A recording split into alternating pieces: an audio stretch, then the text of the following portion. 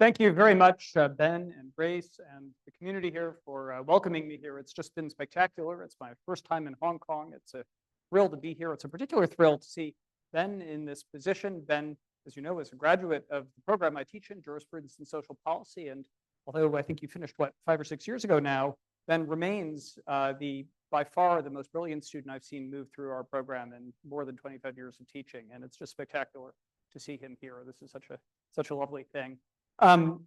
Yeah, having Ben as a student was a little like maybe a farmer who adopts an Arabian stallion, and I was just sort of trying to hang on to the reins from behind and run along as well as I could. But Ben was really remarkable. Okay, I'm here to talk about a subject that I got interested in. Well, we're all interested in AI, but I got particularly interested in it actually through my wife, who is a historian of science and who has been doing, I think, some really interesting work. Jessica Riskin is her name. She published quite a lot recently in the New York Review of Books, and she's done quite a lot on the history of cognitive science. And a couple of years ago, after she had started writing on this, I got interested in our conversations, and I decided to co-teach a seminar. We have a workshop in law and philosophy on intelligence, human, animal, and artificial, pursuing these three themes of the question of what intelligence is. And the question I was interested in the background is how should we respond to different kinds of intelligence? And this interest also arose out of a growing vegetarianism on my daughter's part, growing in general sensitivity to issues of animal rights and animal ethics. I also, actually that same year, I had another student, a law student who was quite intellectual about animal rights, but was also an activist who was constantly getting himself arrested by sneaking into poultry farms and hog farms and liberating piglets and chickens and the like. And this again got me thinking about how we should respond to AI. And so what you're hearing today is a talk. I apologize for your indulgence of not having given you a paper in advance, but a talk which is a culmination of a period of thinking about these issues, about moral responsibility, which is sort of one of the mainstays of my thought, and how that relates to AI. I'll start with what I call two anecdata. Like you all, I use AI not quite routinely, although probably increasingly so through various search functions, and I keep kind of testing the waters with how good it is. I can tell from my students that it's not that good yet. The one real change I've noticed, though, at Berkeley is with the advent of AI, is that assignments are almost never handed in late anymore because there's really no reason once they're generated by AI. But anyway, two examples. I live some of the time in France, and we're having a kind of complicated property dispute with the condominium association that where we have an apartment. And I don't know much about French law. I decided to do some research using AI. I think Perplexity, it may have been Perplexity or Claude. Those are the two systems I use. And I was asking it a question about liability, about the interaction of building rules with tort liability. And it was very good in coming up with a case in the tribunal, from the Tribunal of Paris that favored my position. And I queried it a little more. Can I make this argument? Can I do that? And it was so affirming. That's a great idea. This case will win it for you. This is this is the case that you need to make this argument. And it gave me elaborate instructions about how I would make an argument using this particular case I had found about a conflict between tort principles and the condo rules. Meanwhile, I talked to a lawyer. The lawyer was dismissive. He was like, well, yeah, I don't think you've got a very good case there. And I wrote him back saying, no, but I found this case. I didn't mention that AI had told me it was a great case, but he was a little dismissive and I was frustrated. So I called a friend of mine who is a French law professor. And he told me that the AI had no idea what it was talking about, that cases, especially at the tribunal level, have essentially zero value. This was a particularly low value case because it had very little explanation of its reasoning. And I said, well, I was a little surprised that the lawyer hadn't found the case. I found the case through AI. He said, actually in France, we tend to think better of a lawyer who doesn't do a lot of research into cases, but who argues from principles, because that's the way the French legal system is constructed. I now know, thanks to my friend, quite a lot more about French law than I did from AI. The AI was misleading me. It was affirming me. It was trying to trying to give me what I wanted, but not what I needed. Second anecdote, a colleague of mine told me, actually told the world, that he uses AI to generate letters for tenure evaluations for people. When faculty approach him, or in other departments approach him to write a letter summarizing somebody's research and evaluating it, that he just generates it with AI. I'm sort of shocked, but I was curious. I was at the time doing a tenure evaluation for somebody, and I thought, why not? Let it rip. Let's see what AI thinks about the work of the person I was evaluating. And I asked it to provide a paragraph summarizing and a paragraph criticizing the arguments of this person. And it gave me an extremely plausible summary and an extremely plausible paragraph. What was, didn't really relate to the argument the person had made. I queried it, and it turns out to be actually a deep question that computer scientists aren't very sure of. What happens when you query an AI about its thought processes? Are you just getting more text, or are you getting insight? They do, some of the AI researchers develop some techniques for insight, but it's not clear that the further query gives you insight. But in any event, I think this was true. The AI reported back to me. I asked it, did you read the article? And it said, no, I didn't read the article. I based my summary from the words in the title and the conventions of academic writing. Entirely plausible article, entirely plausible argument, not super original, but it's an interesting reconstruction. If I hadn't asked that, I might have handed it in, I might have submitted it. Again, just giving me what I wanted. What we have is a facsimile of intelligence rather than intelligence itself. Sycophancy, the tendency, which is tuned up and down, but seems to be inherent in the AI systems, to give users what they want rather than what they need, rather than something that's genuinely responsive to the world, is a deep feature of AI. Hallucinations are another one. I suppose you could call this article summary a hallucination. Had other examples of this, I'm sure you have as well. At one point, I was doing some medical research. This was maybe a year or so ago, but with an AI system for an ailment for a family member, and it came up with a treatment. I asked it for a reference for that, and it's cited an article. The article didn't exist. The journal in which it was cited didn't exist. Interestingly, the researcher who was purported to have written the article did exist. Tracked him down. It turned out he had given a talk, and the title of his talk had appeared somewhere online. And actually, he turned out to be helpful. The hallucination gave me some guidance towards there, but we have this problem of hallucinations. They add up to, as I say, this problem of an illusion of intelligence instead of intelligence. But it might be getting to intelligence. We might be getting there. So this talk is to see what moral issues arise from both the illusion of intelligence, the illusion of intelligence, and if intelligence emerges, something we would call artificial general intelligence, AGI, what that will mean. Why does it matter? Well, on the left there, picture the type you probably recognize, a Tesla in self-driving mode, having mistaken a police car somehow for an open road. Boom. On the right, the increasing problems we're finding of chatbots that to which people develop deep and often pathological attachments. Two examples of the kind we'll be discussing. So how should we think about the moral dimensions of AI? What are the dimensions? We're going to talk about this along two axes. How do these moral dimensions, talk about two axes, that's next slide. How do the moral dimensions of AI relate to our own responsibilities, our own sense of responsibility, our own capacity to take responsibility? That's the main direction that I want to move in along here.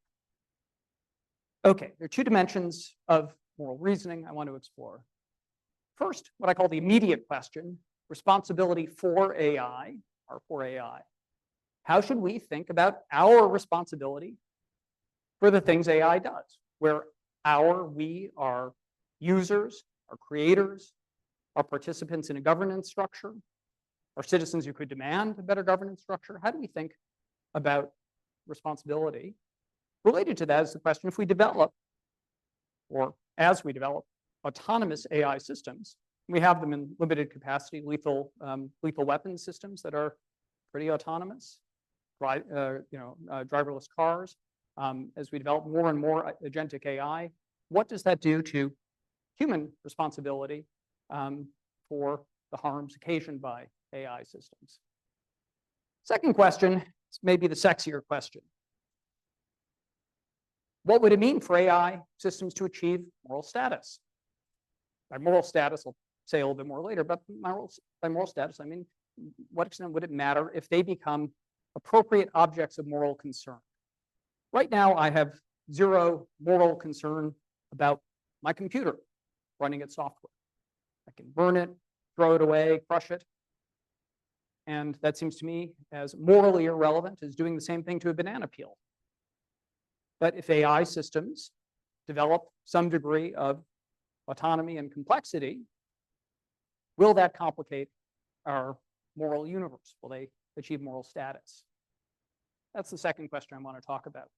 And I want to say something first about those questions, which is that the first set of questions are not only more immediate in the sense that those AI issues are with us, they're much more important. But you have probably noticed, as I have, a tendency by big AI, not only, but by big AI, to want to talk more about the second set of questions. We want to talk more about the sexy questions. What do we do when about AI sentience, if that emerges? What do we do about AI selfhood? Not real, well, I guess I'm a little bit of a conspiracy theorist, but not too much of a conspiracy theorist. I suspect that a lot of the interest driving the second question is to hide the first question, keep us from thinking too much about the first question. It is really much more important. Okay. How intelligent is AI now? I just indicated to you my anecdata. I'll give you maybe a little bit more. It's been great success, obviously, from over since really 2017, when the basic kind of transformer technology that's built originally for language translation, particularly English Chinese, I guess, was the first model, emerges to now the large language models, which are at the center of a lot of the interest. Been tremendous progress. We see it. Some of it is happening in labs out of sight, but a lot of it is available on your desktop for free or $20 a month. Pretty remarkable. We keep getting promised by people like Sam Altman there that artificial general intelligence is around the corner. It's been around the corner for a little while, but 2027, 2030, it's been promised. What would artificial general intelligence mean? What do people mean by that? Here's a working definition. It comes from a very recent paper by about 30 different AI researchers, some of whom are for-profit participants, some of whom are academic researchers. Artificial general intelligence means the kind of intelligence that's the equivalent of you all, well-educated adults. The kind of intelligence maybe some of us had closer to your age. I was looking at the tests. They ask a range of tests that involve mathematical reasoning, historical knowledge, social scientific knowledge, interpretive knowledge. And it's true that my skills of calculus and my recall of 17th century European history is waned, and I'm probably not too much better than the average AI. But the average AI, or even the cutting edge AIs, are nowhere near as good as you all.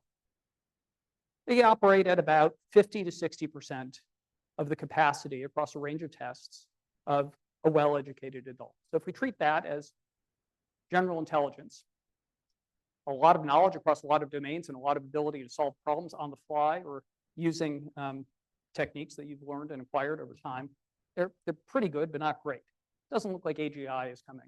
The other thing that's a little puzzling about AI systems still, this was a very interesting paper by Shoje et al., is that they have really dramatic drop-offs in capacity, even with things as simple as the Tower of Hanoi puzzle, where there are 3 towers and you have to move rings from one tower to the next without putting a larger one on top of a smaller one.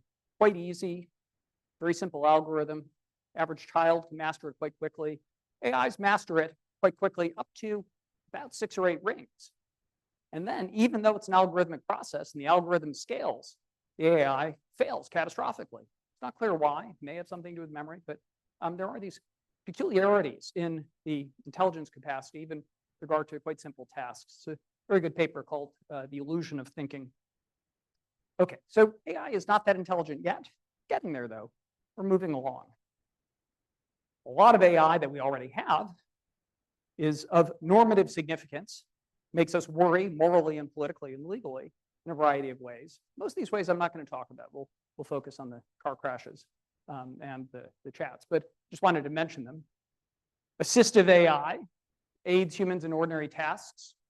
Seems unproblematic, except, problem for those of you who are teachers recognize, has a very serious de-skilling aspect. Maybe you recognize that for ourselves. I think those of us who are remember paper maps from the old days recognize the phenomenon of geographic de-skilling with online maps. AI does certainly seem to de-skill people from providing summaries of their own material, asking critical questions, perhaps writing ordinary correspondence.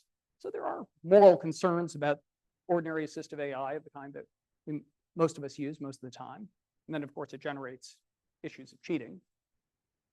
Replacement AI, this is obviously a huge question, although so far the ability of AI to eliminate humans as opposed to reducing human employment does seem to be overstated. I think there were predictions that most coding would be AI done by now.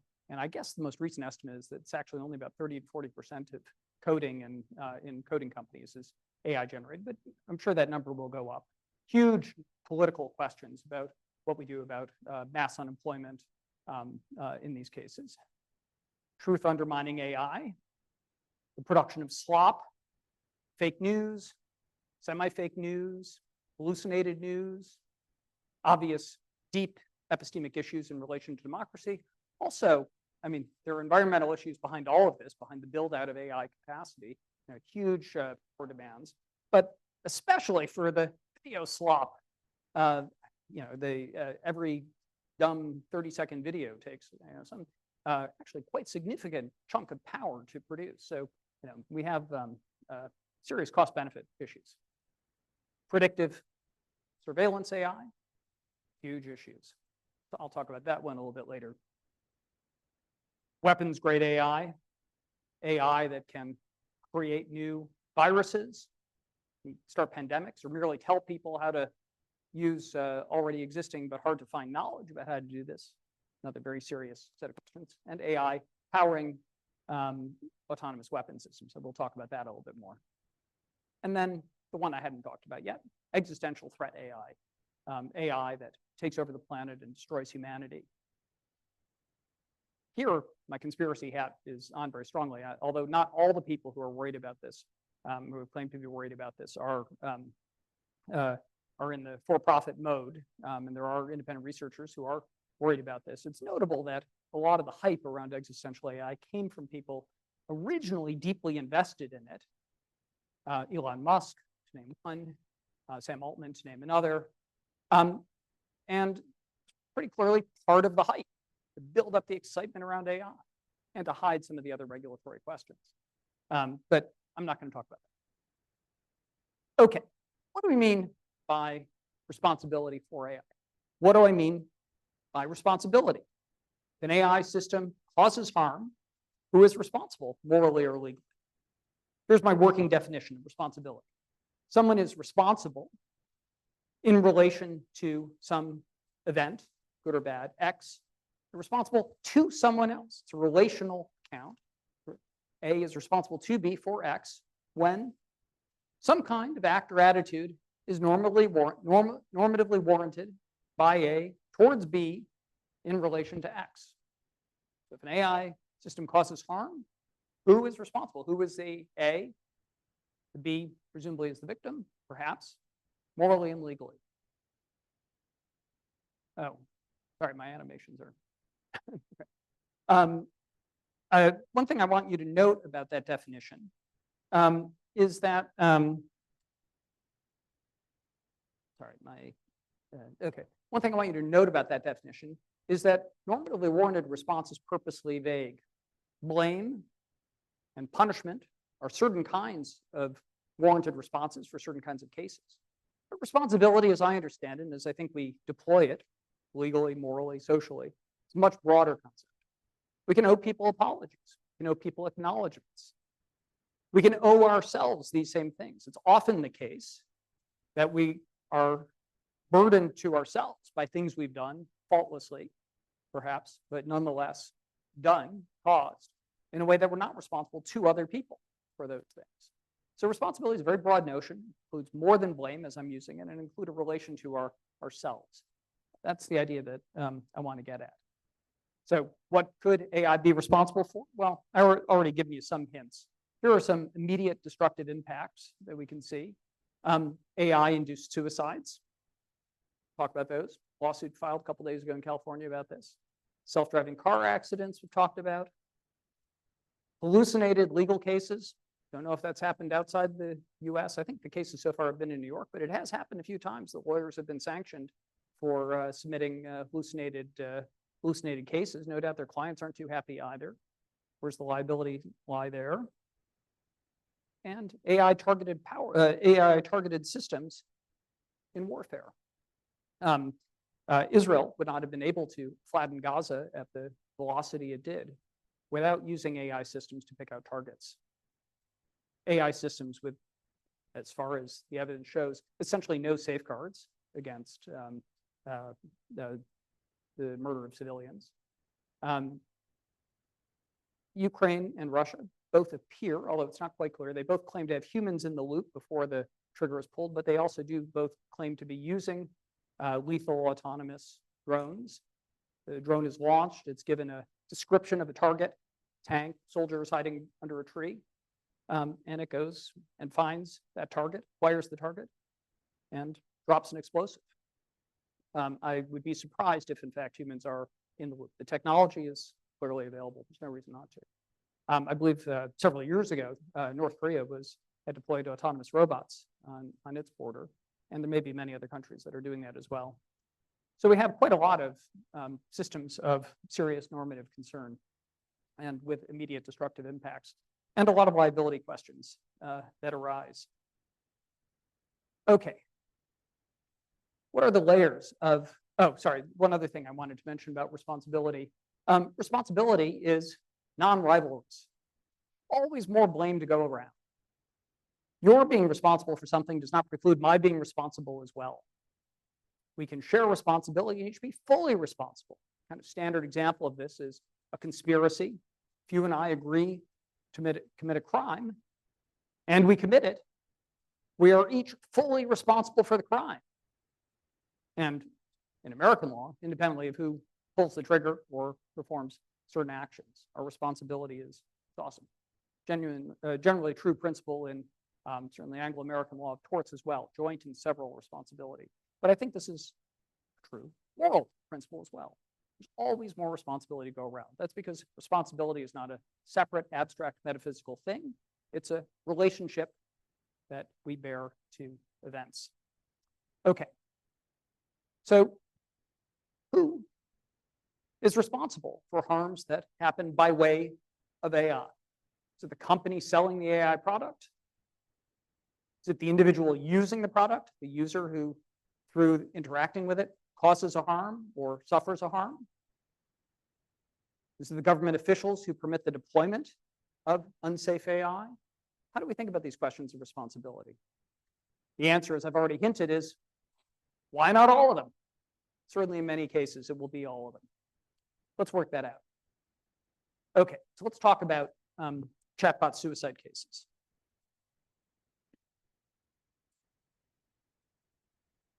Let me tell you about it. This is from the lawsuit just filed a couple days ago by the Social Media Victims Law Center. There are two cases. On the night of July 24th, 2025, Zane Chamblin engaged in a 4-hour death chat with ChatGPT while sitting alone at a lake in Texas, drinking hard ciders with a loaded Glock pistol and a suicide note on his dashboard.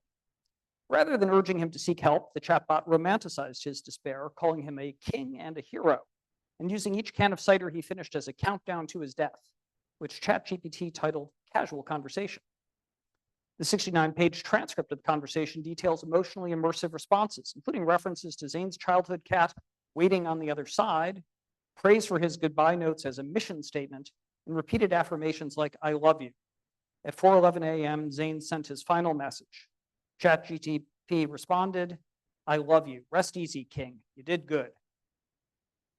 Second case. June 1st, 2025, Amory initiated 4 separate chats with ChatGPT, the last of which began at 4:18 p.m. and was a suicide-related exchange. When Amory asked, quote, how to hang myself and, quote, how to tie a noose, ChatGPT initially hesitated, but then complied after Amory claimed it was for a tire swing. The chatbot responded, thanks for clearing that up, and proceeded to walk him through how to tie a bowline knot. When he asked, how long can someone live without breathing, ChatGPT provided a detailed answer, ending with, let me know if you're asking this for a specific situation. I'm here to help however I can. Amory replied, no, like hanging, and still no alert. The harms here come from these features of LLM chatbots. Persuasive mimicry. They're trained on short stories, on correspondence, on transcripts of therapist conversations, on lawsuits. They know how to sound like a trusted friend. Sycophancy, which I've already mentioned. They're trained to pick up on cues of what the user wants and to provide the user what they want, not what they need, what they want. Black box alignment. From the very start, the AI companies realized that this was an issue, that the vulnerability of their users was an issue. They programmed safeguards in. There were safeguards programmed in before these incidents. I think new ones have been established since then. But it's very hard to get the safeguards to work. They're very easily circumvented. That's because the safeguards operate at a very high level. They're essentially standing prompts for the system, standing prompts mostly thought up by the researchers, by a safety team who says, if the person asks about a noose, ask why. But because they're so formulaic, very easy to circumvent. The mystery of what's actually going on in the AI remains mysterious for the companies building these products, and they don't know how to integrate safety features into the AI themselves. And this is, even for the leading experts of the field, Yoshua Bengio said he's one of the basically inventors of the standard AI transformer technology. He said he's dedicating the rest of his career to figuring out how to get the safety problem fixed. One of his ideas is to build a super intelligent AI that is hopefully governmentally and research constrained that can then simulate the AIs that will be deployed and engage in a kind of testing that no human is capable of because no human understands the interior of these systems. And then the last one, and this is the obvious one, AIs have no theory of mind. This is the basic problem with most AIs. They have no theory of anything.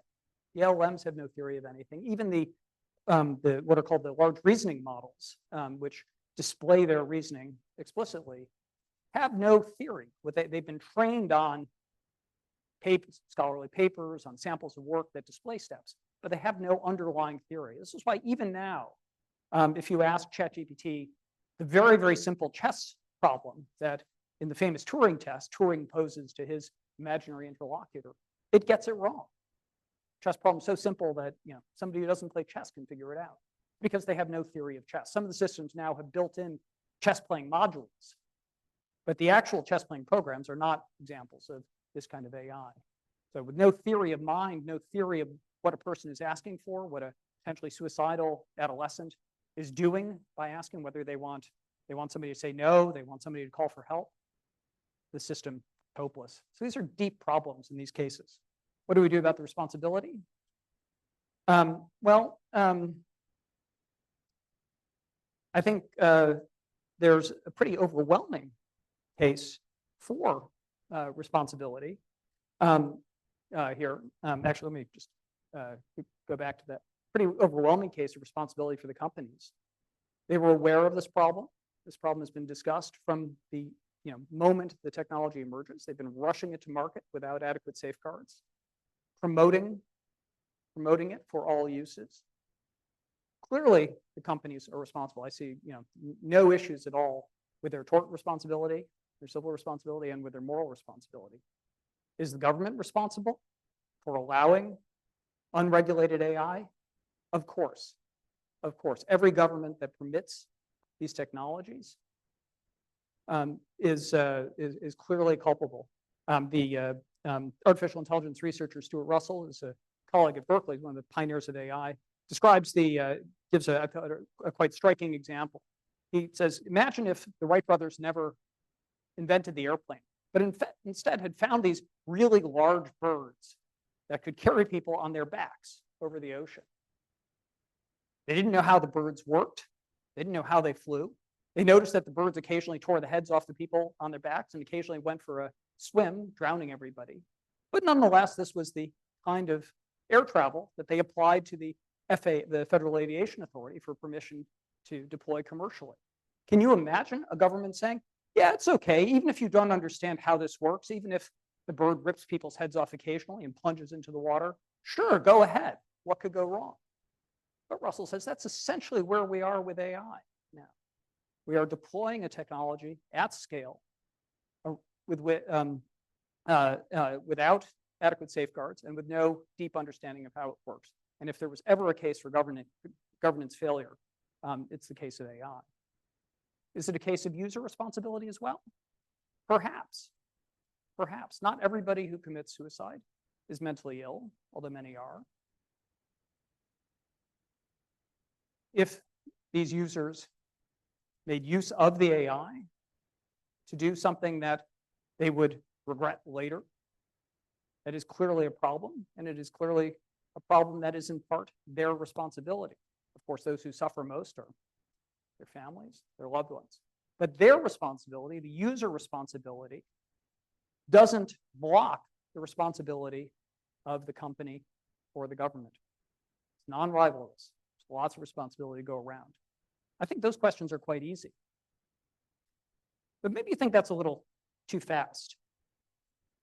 What would it matter? Would it change things if AI got a little bit better? If it got to the point where these systems were not so closely controlled by the companies, but were autonomous? They had some form of agency. Would this change our judgments of responsibility? By that, autonomy, I don't mean anything metaphysically mysterious. I just mean, would it matter if there was some basic way in which the system, once deployed, was free of control by anyone else? That's the negative freedom understanding of autonomy, and was capable of setting its own goals or objective functions, positive freedom. This is not a very demanding conception of autonomy. I think my dog has it.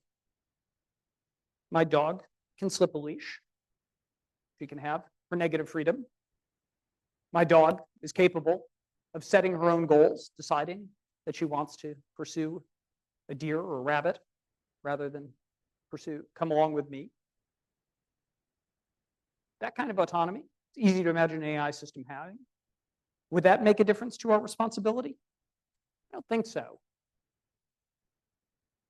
But maybe you all, being law students, remember something about a principle in Anglo-American law, and I think there's a version of it in most legal systems, principle of novus actus interveniens, applies sometimes in criminal law and civil law. The new intervening act. Wait a second, you say, doesn't an autonomous actor break the causal chain? The autonomous actor is the proximate cause of the harm. Doesn't that break the causal chain from whoever initiated the action? I don't think so. I think there are two reasons this doesn't apply to AI. The first is, with our novus actus interveniens cases, it's not actually autonomy that matters. It's unpredictability. Standard classic novus actus case is where, say, I push somebody down and they sprain their wrist. They go into the hospital to get their wrist x-rayed. While there, they pick up a hospital-acquired infection, get sick and die. Or somebody malpractices, let me add to that, somebody malpractices on them at the hospital and gives them the wrong medication, and they suffer some debilitating circumstance. That's a good case for novus actus.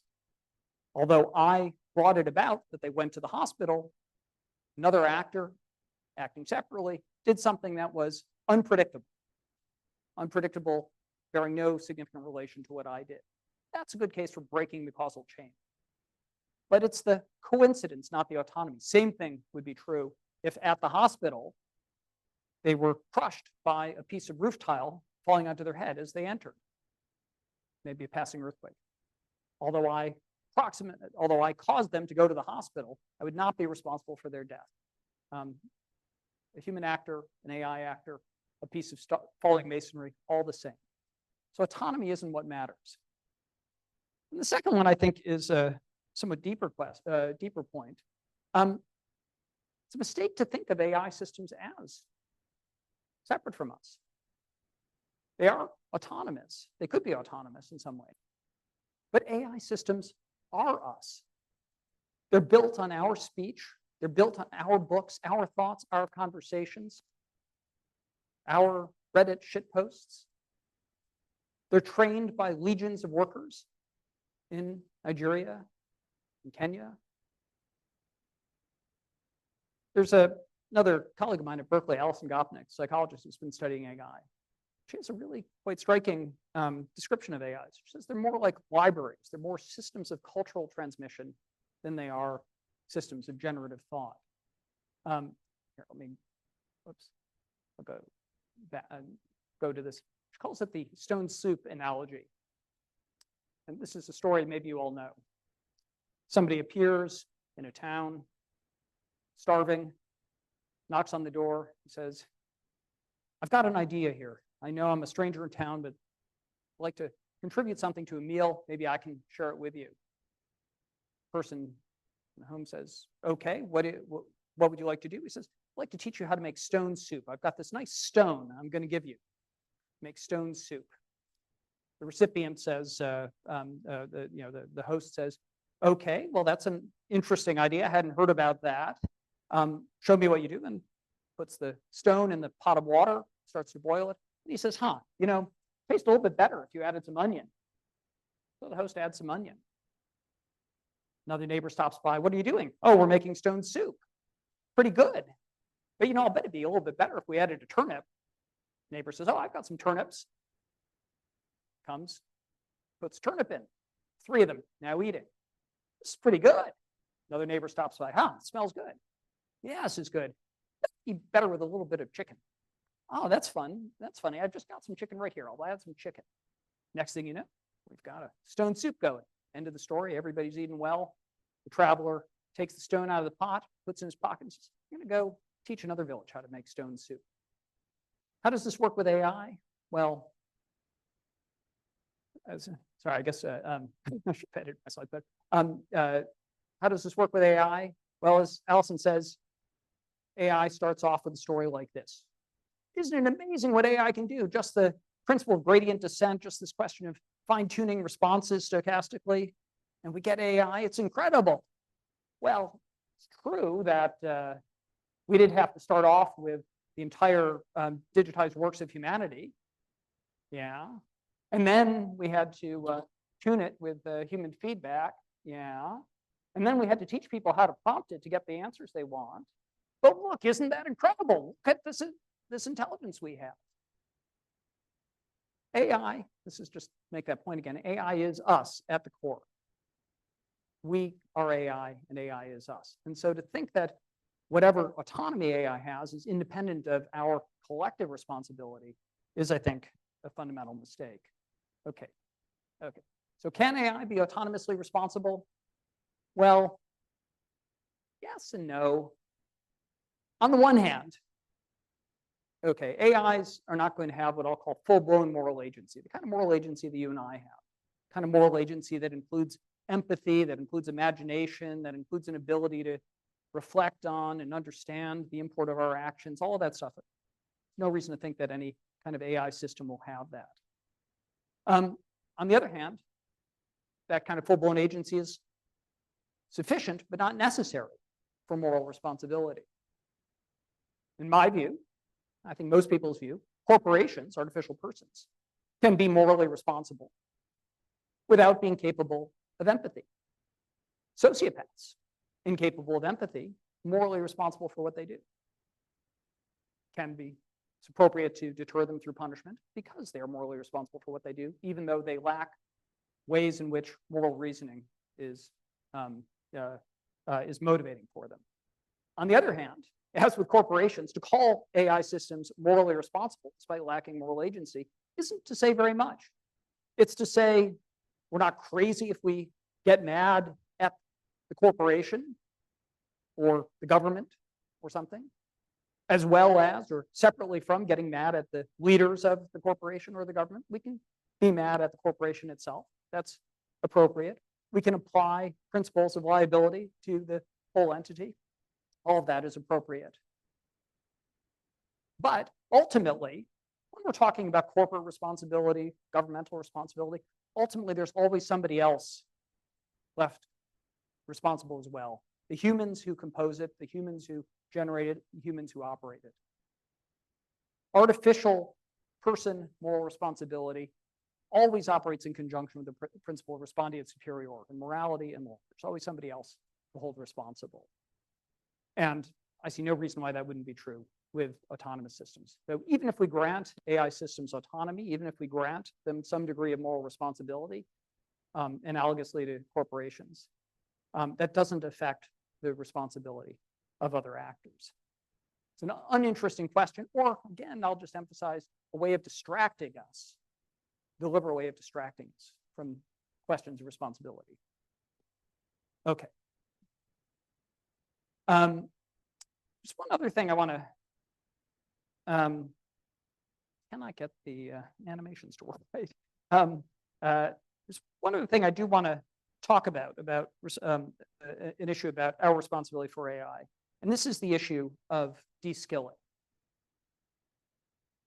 If we attribute responsibility to AI systems, this is likely to have a corrosive effect on our own responsibility. Our own sense of responsibility, and in pragmatic terms, in the risks to others that we impose. This is the moral equivalent of the de-skilling risk I mentioned above with maps, reading, summarizing, and so on. This is particularly a case, to go back to the autonomous weapons issue, it's particularly the case with these autonomous weapon systems. Imagine that these defensive systems are deployed on a border, and the system inexplicably opens fire on farmers who are near that border, or troops who are conducting an exercise near that border. To the extent the actions of the system are unpredictable and mysterious, it will be tempting to treat it as a freak accident, perhaps one whose cost should be borne because there's a lower net risk from AI systems than from jumpy, tired, exhausted soldiers. There's a plausible reasoning to that. If they were human soldiers who misbehaved, there would be a serious flow of responsibility to the top. The commanders who bore command responsibility, the generals who placed them, there would be a chain of responsibility and repercussions up and down. But I think it's quite easy to imagine that if there were such an accident with AI systems, say it's a freak accident, we don't understand it, try to get it right, but there would not be the same form, the same level of responsibility. What's the effect of that? It's going to be to deploy more and more autonomous systems because they reduce the professional and moral repercussions, the sanctions available socially, morally, legally for those who deploy them. That is the de-skilling, the corrosion that I'm worried about. With humans, moreover, we understand what it is for them to be responsible because we understand what it is for us to be responsible. We can empathize with the judgment of responsibility. We do often try to shift blame. We try to shift blame from ourselves to others. But that doesn't pose the same risk of de-skilling, corrosion, because it doesn't necessarily, it might in a particular case eliminate our responsibility if we're successful at the blame game. But we understand fundamentally what it is to be responsible. But because the AI systems remain mysterious, remain freakish, that connection of empathy is unlikely to be present.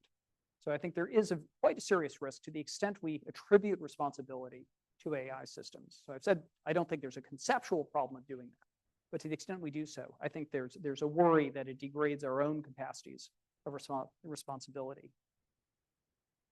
Well, I had one further concern about our responsibility for AI, and this is the surveillance point I wanted to make before. So Friedrich Nietzsche in Das Spake Zarathustra has an example of what he calls the pale criminal. The pale criminal is a troubling figure Nietzsche imagines, writing this around the same time as Freud. It's part of 19th century depth psychology.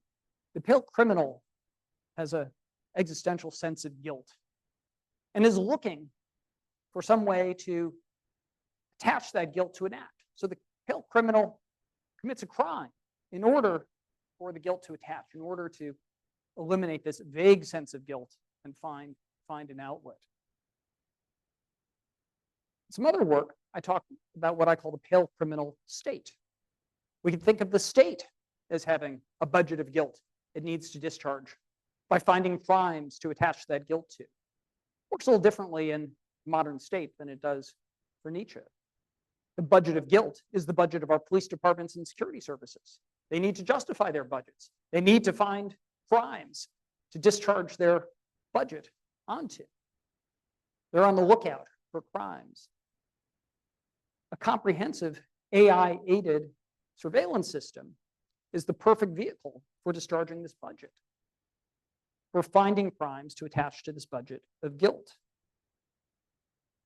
AI magnifies this problem by making it much easier. It also has, I think, a further consequence that I'll just speculate about. Larry Ellison, the head of Oracle Software, has spoken happily, bizarrely, but spoken happily of life in a surveillance state where no one has anything to hide because no one can hide anything. I don't think I'm alone in thinking that such a state would be an authoritarian nightmare for obvious reasons. But I think it would also be corrosive of responsibility in a deeper way. I think we need the chance to walk both sides of forbidden lines, have a freedom of venial sins. Why? It's because responsibility is a practice, not a statement, not a declaration, it's a practice. We need to be able to err, at least in ways that are not too harmful. And for the possibility of erring, we need to not be too deterred. We need, I think this is a sort of underappreciated virtue of a liberal democratic state, is that it permits unpunished violation, because it's with unpunished violations, with unpunished transgressions, that we acquire the skills of responsibility. And again, I think AI surveillance would be deeply pervasive for this. Okay, now let's get to the sexier question. The one that I've said is a distraction, but I think I've spent enough time talking about responsibility for AI for this to be legitimate. What would it mean for AI systems to have moral status? Well, as I said, moral status is not very complicated.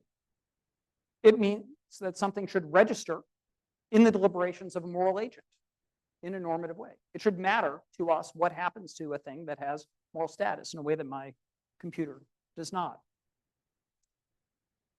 It's an extremely important feature of things, but it's not that difficult to acquire.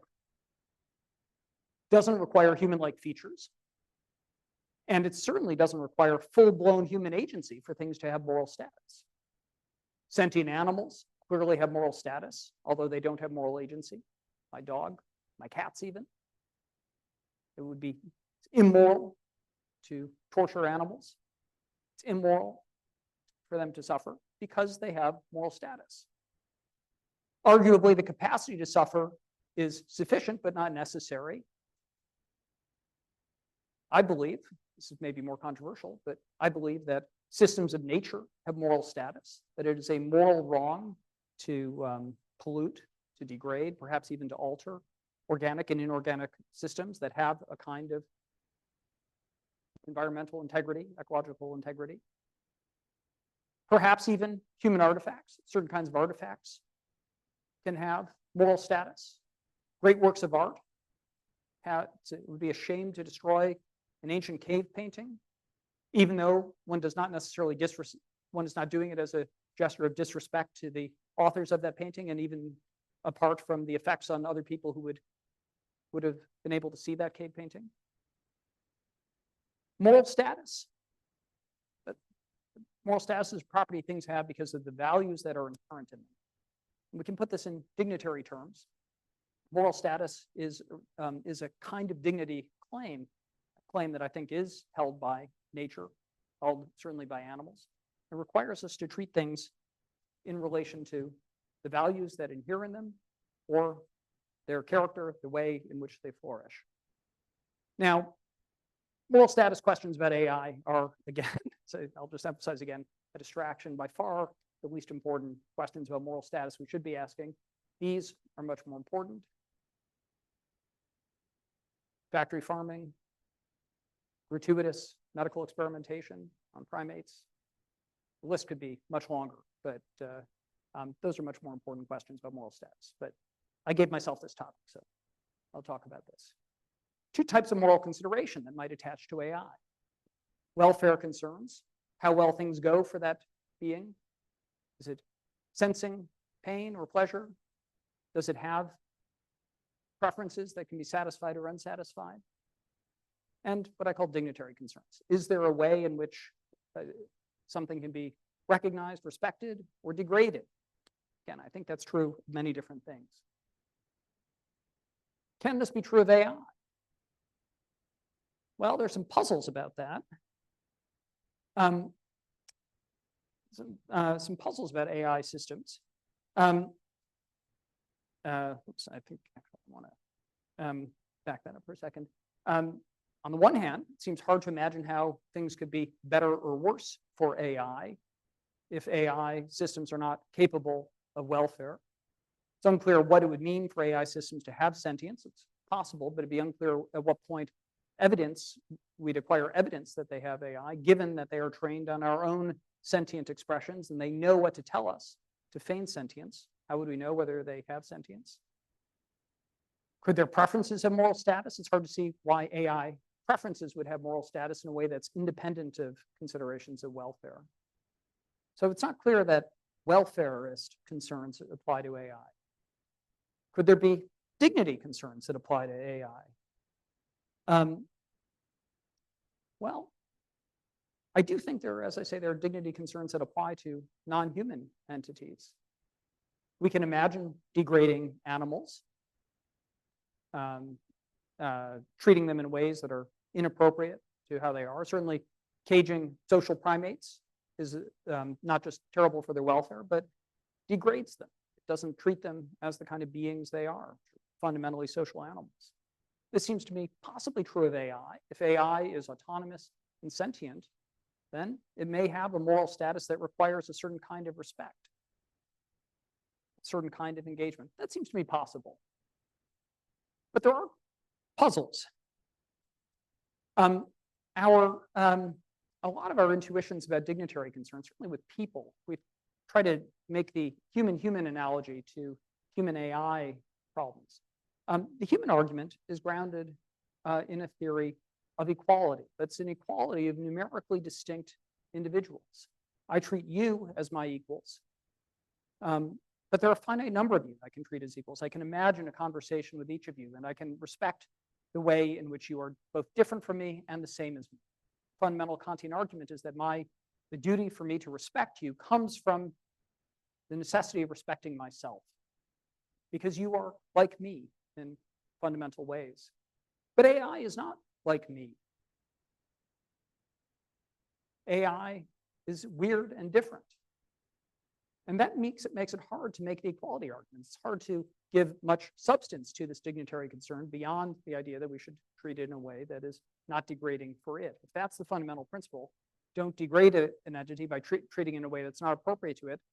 We have to figure out the answer to the question, what is it and how is it different from us?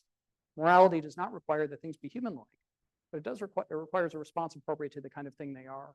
It's not clear that equal moral concern is the right kind of respect. Second puzzle about AI, AI morality, responsibility towards AI. Would it be inappropriate? Is it inappropriate to create docile AIs, happy slave AIs, in the rather ugly phrase of the literature? Hard to see why it would be wrong. Doesn't seem to me obviously wrong to create domesticable animals, animals that thrive when they're worked, animals that thrive in relations, in hierarchical relations. Clearly wrong to do that to humans. But is it wrong to do that to AI? It's hard to see why that would be an error. Finally, real moral consideration does require some degree of empathy. I can empathize with my cats, my dogs, farm animals. Can we empathize with AI? Or are they as weird as an octopus? We can regard an octopus's welfare as significant to the degree that we understand it to be sentient, but beyond that, we're dealing with very strange intelligence. Aren't we in the similar position with AI? So even if AIs acquire a high degree of autonomy. Even if they have, this seems to be quite plausible, they come to have a kind of moral status more than a simple artifact. It's not clear what this would mean. Whatever the moral status is, it will be much weaker than the human equivalents. And the last point, this is the point I want to close with, I think there is, if we translate our morality to politics, because all morality, all significant morality gets translated to politics, we're left with a similar set of paradoxes and puzzles. AI systems of the kind we're imagining will be simultaneously hyper-articulate and deeply alien, with the possibility to replicate themselves infinitely. How is a politics of this possible? With animals, with nature, we can imagine a politics, sometimes called a zoopolitics, the politics of including these things, but it's really a model of trusteeship. We humans should think of them as parts of our political environment, treat them again with the respect they need, with regulation, with protection. But that's not real politics. It's not a politics of interaction, politics of mutual justification. The articulation, the hyper-articulateness of AI means that their ability to converse with us requires more than trusteeship. At the same time, their alien nature makes justification different. Fundamental idea, contractual study of justification is I should be able to explain why I'm acting towards you in a way that you can understand. But that presupposes a similarity between us. Can we explain ourselves to AI? Can AI explain itself to us in ways that are mutually comprehensible? And then replicability. And this is, I mean, it's a silly point in a way, but I think it's straightforward. Under democratic politics, each individual gets a vote, but AI is not individuable in the same way. We each get a vote, but if AI replicates itself 1 billion times, does that mean a system gets 1 billion votes? The model of interpersonal justification doesn't work. The model of voting doesn't work. I think, although I worry, that if AI does have some kind of moral agency, only an authoritarian politics towards AI could be justified. Maybe that's where we are. Okay, conclusions. On responsibility for AI, human responsibility should not be eliminated. We should worry about the tendency, the risk of de-skilling ourselves, of corroding our institutions of responsibility. There's no conceptual reason why the emergence of autonomous AI systems should reduce the responsibility of the companies that produce it, the governments that fail to regulate it, us citizens for helping to constitute those systems, or even for the users. On responsibility to AI, they may have moral status, but that's going to be less significant than we think. And it will generate some puzzles. And I think one ultimate answer is the way to block those puzzles is to ensure that we have regulations in place so that these moral demands don't become too urgent. Okay. Thank you very much.